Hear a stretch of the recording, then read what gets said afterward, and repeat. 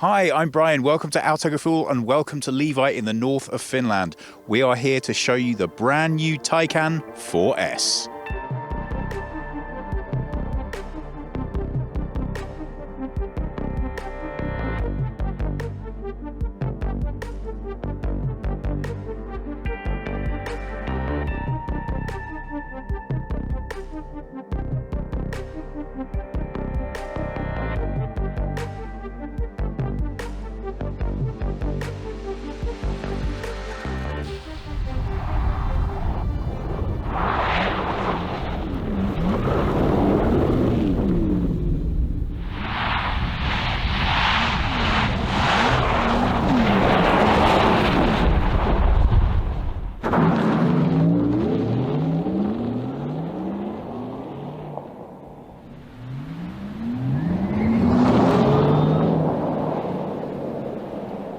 The front is very distinctive, but for us, what I particularly liked is how much they managed to embrace traditional Porsche design with new elements that just tell you it's something a little special, a little different. The most noticeable features about the front are now standardly LEDs, whatever you do, but of course full matrix are available. They are going to cost you more. I particularly like these air intakes within the design of the front grille. That's because thermal management for this car is of course key. So nothing on here is for aesthetic purpose only. Everything is to help the car get the most out of its performance that's possible. So when you put that all together, what you're looking at is a front that's both angular and round, and I think it's a really nice traditional mix with modern aesthetic design. What do you think? 4 meters 96 in length or 195 inches. Round at the side and we start getting our first impressions of differences. Now the Taycan can come with either 19, 20 or 21 inch wheels. Standardly, the 4S will come with 19, the Turbo with 20, and of course the Turbo S with the largest 21. Here we have 20 inch wheels, and that's only because these special winter tyres that it's fitted with are currently only available as 20 inch. But by the time the car launches early next year, you will also be able to get those in the 19 inch. Why is 19 inch important? Well, they are the most efficient of the wheels on offer. So if you're looking to get the best performance in terms of range from your battery, that's the size to go with. These rims are aero sports rims. Again, that means that they are maximized for efficiency in drive. So if you want to get the absolute best out of your battery, this is going to be the way for you to go. Round at the back, and the snow is helping us to see some of those accents. Of course, the lack of a need to have any room made for exhausts offers you visually a really interesting opportunity to change the way you approach the rear of the design of this vehicle. Nothing here has gone crazy, but I like the way that the accents really pulls your eye to these horizontal lines. As you can see, this full lighting strip that runs the whole length of the boot and into the sides really helps to compress the massive bulk of the rear of this car. So it still looks svelte, stylish, and very dynamic.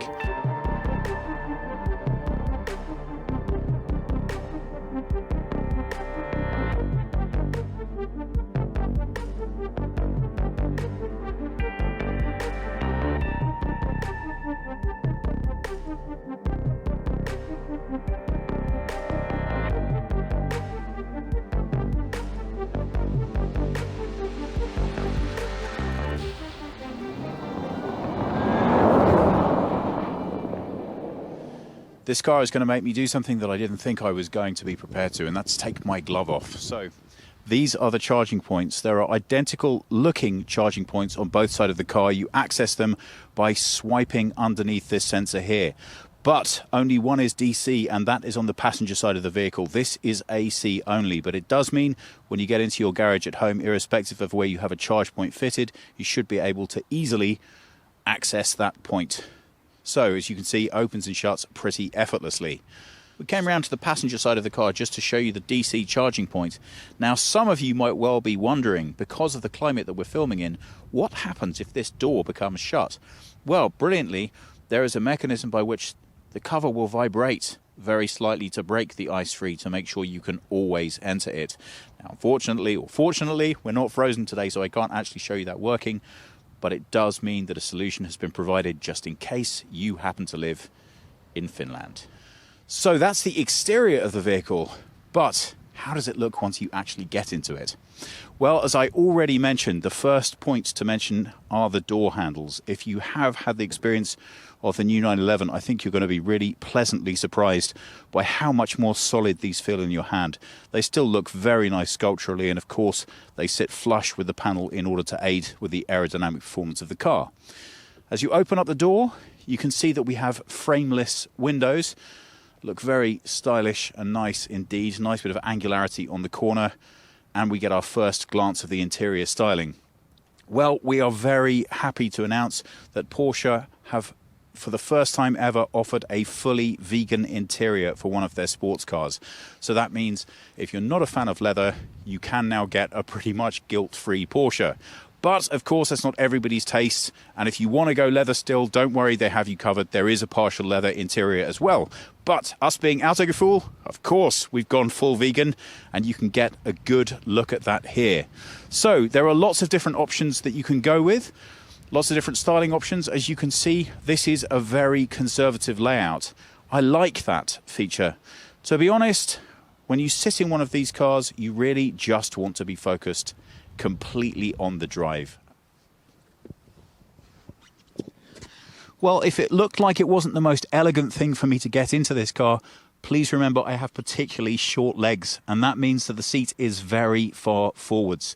It's actually very easy to get in and out of. I'm 5'10" or 178 centimeters, and as you can see, I have a good 2 inches of space above my head. Because of those short legs and long torso, you can compare me at around about 6'1". Somewhat unbelievable, but true in terms of how I look in this car.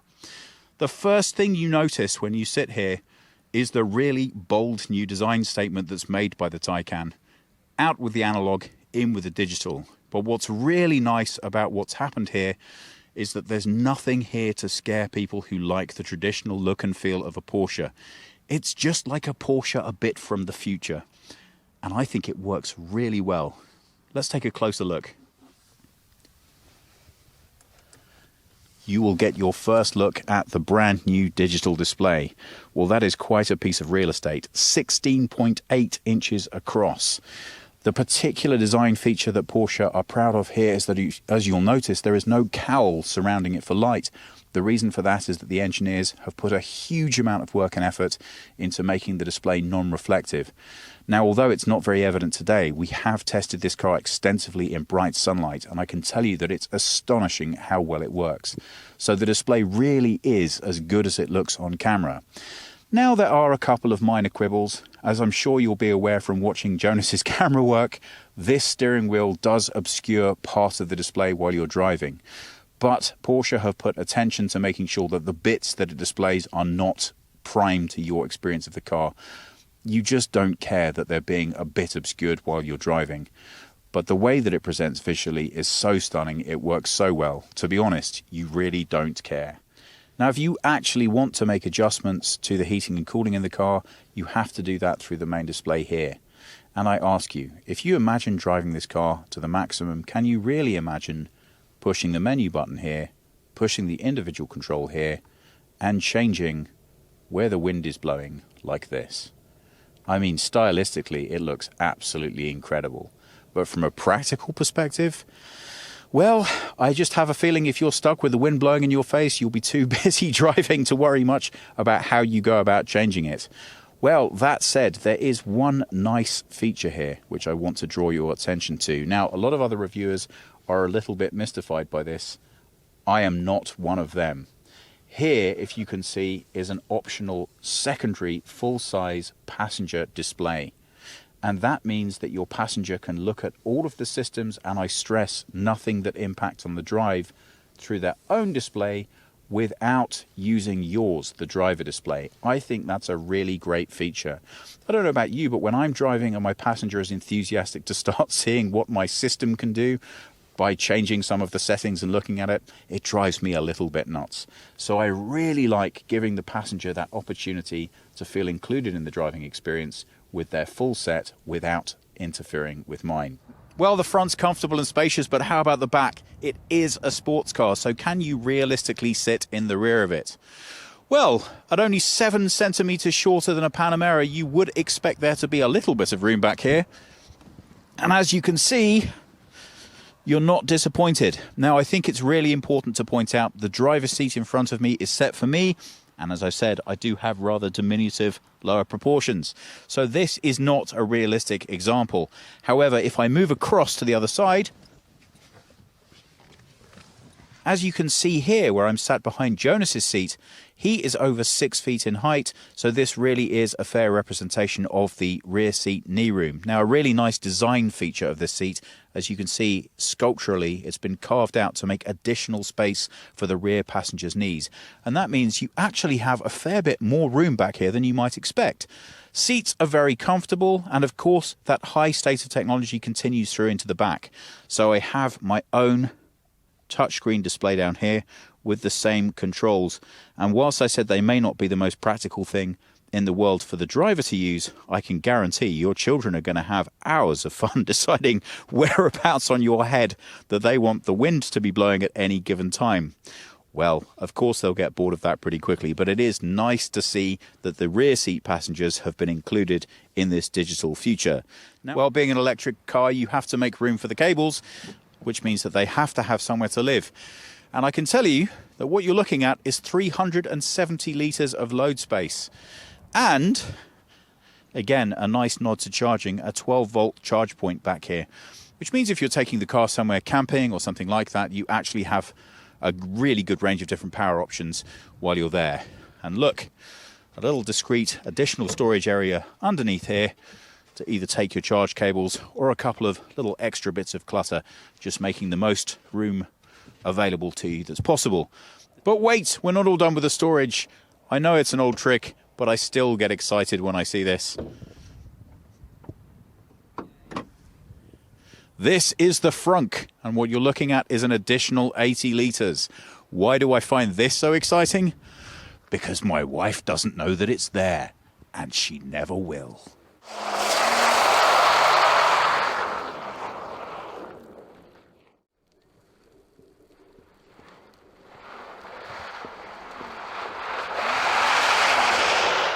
For those of you who haven't been lucky enough to come to the Porsche driving experience in Levi, Finland, well, I should explain. Ordinarily, you have lots of test tracks and the cars are specially set up. Now, Porsche really wanted us to understand what the 4S can deliver as standard.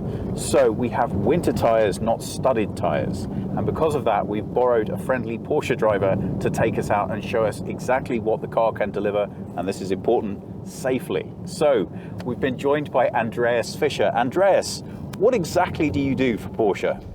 So I work for Porsche many years, and I started my career as instructor in a safety training center in Germany, and then it's coming a couple of years before Porsche to the center, and means if you want you can work for us, and this is more to 8 years.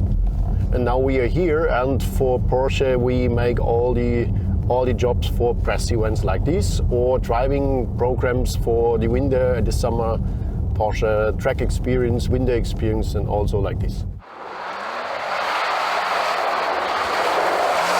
This is the slalom track. So now we're going to see just how good that traction handling is. So you use maximum 90 degrees steering angle to pass these sticks, but then you can feel step by step cars start to slide. PSM is work. If you turn in maximum half steering angle 180 degrees, your front tire give you feedback, oh, no more grip. This is in normal drive mode, important. Porsche said we want to have on the limit when you drive normal, maybe earlier the understeering situation. If you turn to the sport mode, we'll do it now, then it's coming more a neutral drive feeling, the balance. So, but you have in all drive modes, normal, sport, sport plus, and full activated PSM. It's working every time. So you can feel that really having the impact on the drive. And if you find it difficult getting a sense of exactly what this course is like, the best description I can give it is if you imagine an ice rink with a light dusting of snow, that's more or less what we're driving on right now, with only winter tires and no studs. So you can imagine finding traction in this environment is more than a little bit of a challenge. This is more to a challenge with winter tires. Why you have on the snow a bit more grip, on the ice less grip, and with the spike tires it's completely different. If you have more ice, you have more grip. If you have more snow, you have less grip. This is for your head not easy to understand why it doesn't go like this or like that. So if you turn too much, maybe like this, then you get so much move in the car. I stay now full on the throttle, full, unlock, and the car say no. PSM is an unstable situation, I help. If you press the button PSM one time, then PSM Sport is activated, is working, but later. And you can play a bit more. So now stay full on the throttle, turn a bit back, car start to slide, and all-wheel drive. If you turn in, the power goes more in the rear. If you turn back, the power goes more in front. The same like the PTM from a normal petrol car. And the feeling is exactly like the same. You really don't have a sense of quite how significant the technology is in controlling the way that additional weight relates to the way the car handles. It's actually quite incredible to sit here. If you understand everything about car design standardly is about making them lighter. This car, there's only so much you can achieve with the batteries that it holds, but it's extraordinary the amount of traction and control you're still able to have over the drive. Right, this car is heavier to what you can feel. Yes, that's the key. That's the key. That's most the problem. If you turn in, you get the feedback. The car is maybe 3.5 meters long, not more. Why you have a rear axle steering? So come on, Andreas. Show us what this car can deliver. Okay, then. When you're really showing off your driving skill and the car's ability. We're going around this slalom. And we go PSM really off. We go on this Sport Plus mode. Suspension we go in soft. And then you can play with the car.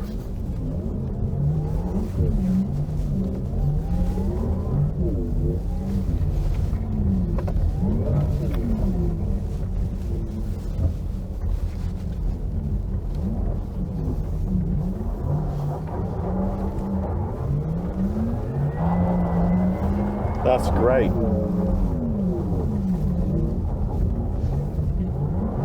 Because of that loss of traction. Yeah, it's a lot more comfortable though to drive around as a passenger than it is standardly on a racetrack.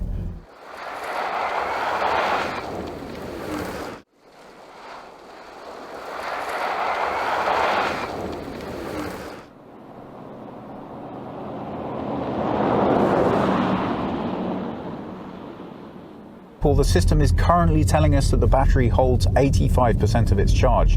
And according to the system, that's telling us that gives us a 229 kilometer range.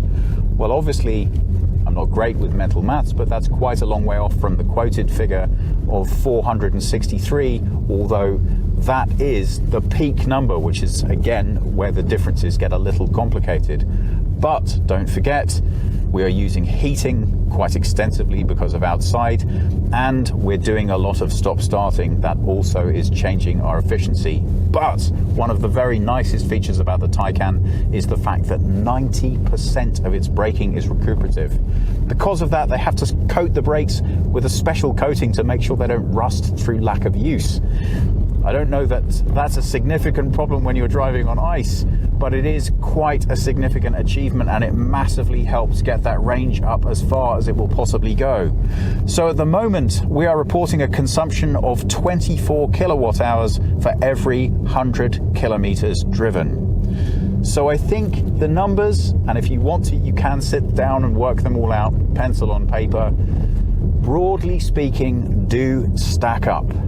But please remember, this is a new technology, and because of that, while the governments are figuring out the best way to accurately reflect what exact consumption and mileage these cars will do, the best thing you can do if you're thinking about buying an electric car is see if you can get one for the weekend, use it exactly the way you plan on using it, look at its realistic range as you plan on using the car, and ask yourself if that works for you.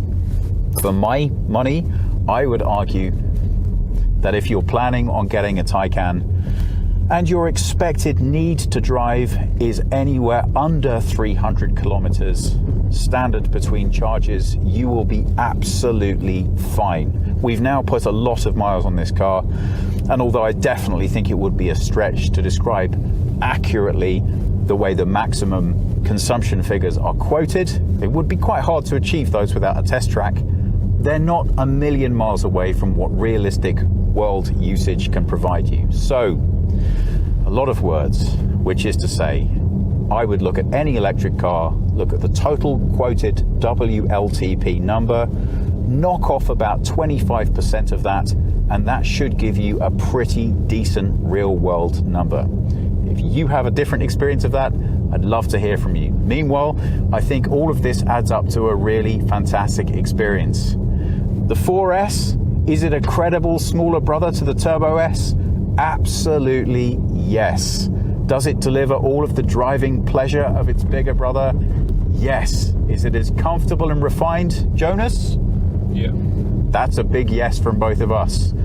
So ultimately, I think it comes down to a question of, can you live without that 2.8 seconds? Well, that's a tricky question. But you know what? In either case, you're going to have an awful lot of fun finding out.